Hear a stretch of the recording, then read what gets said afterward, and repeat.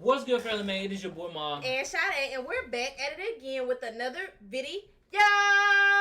Look, man, y'all already know me. When somebody not hit the ground, do not stop at all. Well, it has stopped for a little bit, but y'all know we back. I tore my Achilles. I've been in the house about 2 weeks, bro. Having it elevated, bro. Going through a lot of pain, man. Sade tell you, bro, I was going through the worst times of my life. Well, I'm still am though, cause I can't walk on. I'm just on crutches or my scooter, and I can't drive. Sade be literally doing everything for me, so. Man, I got a W girlfriend. Y'all, I'm doing everything. Taking out the trash and everything. Oh my god. It's only so much I can do. Like I'm ready to go. She be having help put my clothes on, bro. It's so much, bro. Like I can't even like reach down and put because the boot. I can't take the boot off. Yeah. She be having to put my pants on and yes. all types I of have stuff. to pick out his outfit, my outfit. But today, y'all, we finna react to how NBA Youngboy's dad got 55 years to life in prison. 55 years of life is crazy. Hopefully he don't fall in the same boat, man, because it's getting wicked out here with these rappers. I'm sorry. I've been reading all them all day. I didn't know they do it like that. I didn't know they put them up there like that. They must have just started it. Yeah, I think so. NBA Youngboy ain't just one of the hottest rappers in the game. He's also one of the most savage. But that ain't happened out of nowhere. Come to find out, his pops is certified in the streets too. And he's been locked up since Youngboy was a kid. Let's get into the true story of how Youngboy's dad got snitched on by his own brother and sentenced to 55 years in prison on December 1st, 2000. Bro. Not the brother. My brother, bro. Not the. I'm whooping y'all your ass. I ain't gonna lie, bro. Y'all could have split that 55 and half and did 25-25. I'm whooping. Well, 20 something. I'm whooping your ass. I don't care what you're talking about. Bro. I'm whooping your ass. 2009, Youngboy's pops, Jeffrey Staten, and two dudes walked into Albi's Market in Delhi in Baton Rouge around 9 a.m. Court documents say Jeffrey approached an employee named Sam Tran, who was at a check cashing station in the shop, and pulled a gun on him. He told Tran to get down on the ground, but the dude ain't listen fast enough, so Jeffrey hopped over the counter and pistol whipped him in the head. Then one of the dudes working with Jeffrey put zip ties on his wrist and a bag over his head. They cleared out the cash registers, but they ain't stopped there. Jeffrey went back to the dude he pistol whipped and demanded more money. Tran told him that the store had a safe with more cash inside of it, but it would take 10 minutes to open up. Unfortunately for him, Jeffrey wasn't trying to hear that and just kept demanding more bread.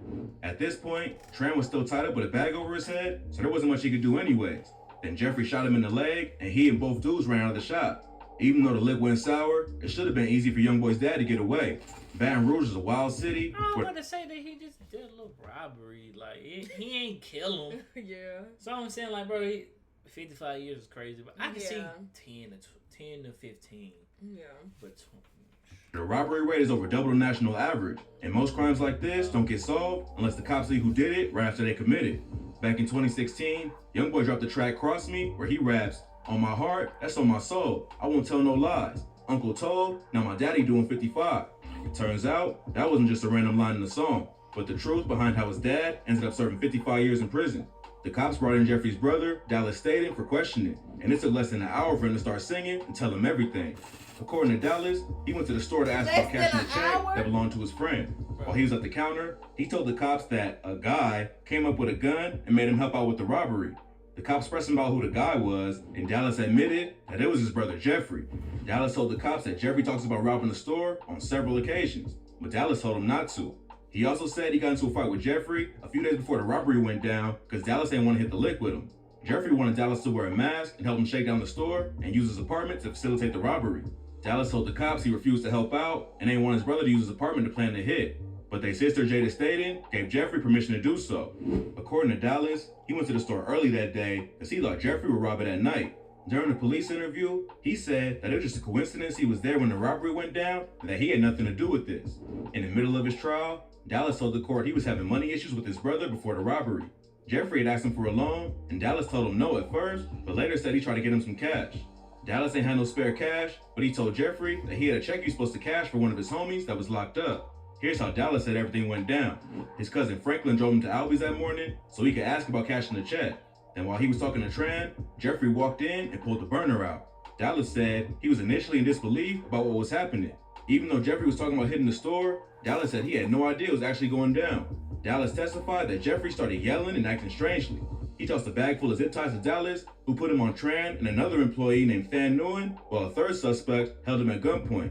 Tran told the court that when Jeffrey started yelling at him to get on the floor, Dallas tried to act like he was just an innocent bystander and said, "I'm just a customer. Don't hurt me." When Jeffrey hopped over the counter and pistol whipped Tran, Dallas asked him why he did it. Then Jeffrey shot Tran in the leg, and Dallas asked him again what he was doing. When Jeffrey and the third dude ran out of the store, Nguyen loosened the ties on his wrist and grabbed a gun behind the counter. Dallas stayed behind to untie Tran and say sorry. Then he ran out of the store and warned Jeffrey that Nguyen had a gun. Nguyen ran outside and tried to shoot him, but his gun jammed after letting off 2 shots. Nguyen saw Dallas leaving a red Mazda, which is how police tracked him down. When they searched his apartment, they found zip ties like the ones used during the robbery, which was all they needed to arrest him and bring him in for questioning. Dallas told the court that he only ran away because he didn't think the police would believe his story. But this is where his side of the situation starts getting strange. During the trial, he testified that he was hoping Nguyen would break free of the zip ties and shoot one of the other dudes. But it's a known fact that he yelled at Jeffrey to warn him about the gun. He was also caught lying about other details. And then, the story took a weird twist. So basically, he just lied. Just lying. Just lying, you bro. Just a liar. You got your brother 55 years. You just a liar. In December 2007, 2 grad students at Louisiana State University were shot and killed inside their campus apartment. There was no leads at first, but a month later, the police received a call from a man who claimed he was a suspect in the case. The caller listed his friends' names and told the cops they knew about the murders and who drove the car. He told them he had direct knowledge about the murders and named a few people he thought might have committed the crime, including himself. Sergeant Don Kelly with the Baton Rouge Police Department put out a statement saying, "Thousands of man-hours were spent over the next week by detectives, analysts, crime lab technicians, patrol officers, tactical teams, administrators, and others from multiple law enforcement agencies attempting to verify this information. It seemed like there was finally a break in the case, but it all turned out to be a lie. The police tracked the call back and found out it came from Dallas Staten. He didn't admit to being the caller, but the police held him on outstanding warrants while they looked into it. The cops brought in the friends that Dallas had knew about the murders, and none of them knew what was going on. Kelly said, "I feel sorry for them. They were victims in this thing too. They were absolutely caught up in this thing just as much as we were and everybody. We were all duped by this one individual. They used Dallas' phone records and his own mama to prove it was him. They played back the original call for his mom." I see why Youngboy don't like his family. Cause I wouldn't either. I'm trying to tell you. God. And she immediately recognized her son's voice on the line. No one knows why he made the call, but it does make his testimony in the robbery case kind of shaky. If he's willing to lie about being the lead suspect in a double homicide for no reason, it makes it hard to trust anything he says. Yeah. Regardless of how it all went down, the end result was NBA Youngboy's dad getting a 55-year sentence because his own brother snitched on him. Having his pops locked up since he was a little kid had a massive impact on Youngboy. His mom couldn't take care of him, so he lived with his grandma. And without someone there to guide him, he jumped off the porch at a young age and dropped out of school in 9th grade. He ended up getting arrested for robbery right after dropping out and spent his time in juvie writing songs for his first project. Youngboy talks about his dad in an interview and said, "My daddy in jail. I talk to him every day. He just be wanting money and shit though. I still call him daddy to make him feel like somebody. I send him money just so he feel like he got somebody there. Cause I know how it is when you in jail. I barely know him though." When Jeffrey's sentence was handed down, he tried to have it reconsidered and reduced, but the court denied the motion. Then he filed an appeal saying that his constitutional right against double jeopardy was violated.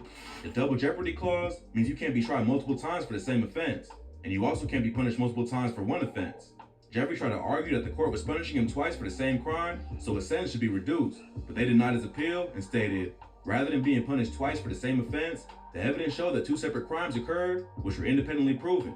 Jeffrey's been locked up since 2009, but he ain't gave up on the early release. A rapper named Young Pokey been keeping in contact with him while he's inside. He's released a few videos of Jeffrey on his YouTube channel, and in one of them, Jeffrey says, "Got some stuff going on in the courts. I'll be out there pretty soon. Getting snitched on by your own brother will make a lot of..." You'll be out there pretty soon? We hope, bro, because they all be saying that. I know. Dude's angry for life, but Jeffrey seems like he uses time to get out and beat the brakes off his brother. I would. God. Prison to mellow out and forgive people. He said in another video, forgiveness is a big part of life, bro. You know we can't hold bitterness in our heart and expect good things to happen. To all those who've hurt me and abandoned me and did me wrong, I forgive you and I love you, and it's all good. Forgiveness is a big thing, bro. Forgiveness is a big part of life, bro. No, we can't hold bitterness. He sounds just like Youngboy, just with a deeper voice. Our heart, you know, expect good things to happen. But to all those who have hurt me and abandoned me and did me wrong, I forgive you and I love you, and it's all good. Hopefully he can get his legal situation sorted out and reunite with his son. Man, family. But Youngboy got issues of his own right now. On Thursday, May 19th, an artist named Chris James shared an iMessage conversation between him and Youngboy on Instagram. In the text, Youngboy revealed that he don't think he'll be free or alive much longer. He said, LOL, I'm headed to a cell or the grave very soon. I wouldn't give a what her or who thought. Murder me. I wish the best for y'all. A few days before that post, DJ Academics broke the news on Youngboy. Why, bro, talk like that, bro?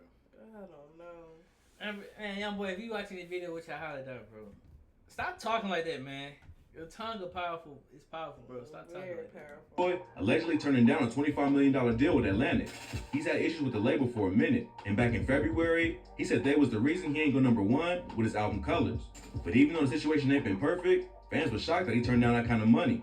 Youngboy obviously got a lot going on right now, but hopefully he can duck off and stay out of any more legal trouble. He got 7 kids of his own to take care of, and he don't want them to end up in the same situation as him, with their dad locked up their entire lives.